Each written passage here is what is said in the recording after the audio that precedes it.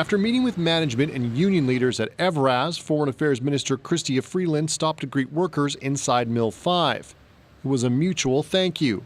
Freeland thanked the workers for sticking with her as she negotiated with the Trump administration. This was not trade business as usual.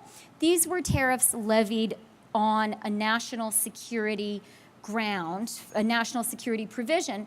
And that is why we were so clear that we had to have a very strong and firm position. We had to say the tariffs just have to be lifted.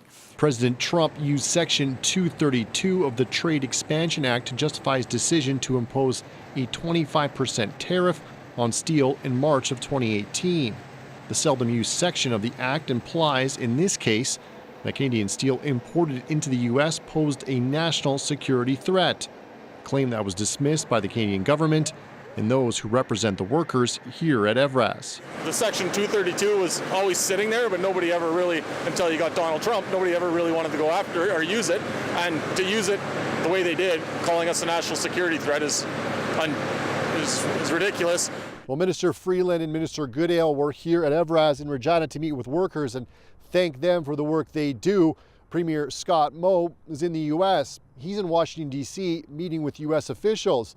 And the main topic of conversation is trade with our biggest trading partner.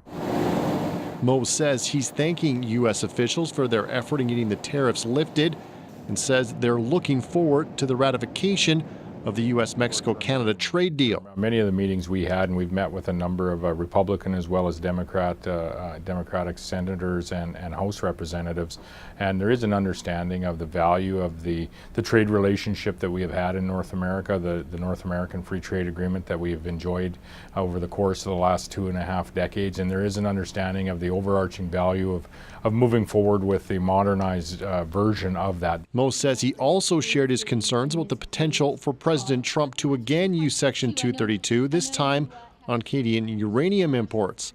He says the president has 3 months to decide whether to treat uranium the same way he treated steel. Adam Hunter, CBC News, Regina.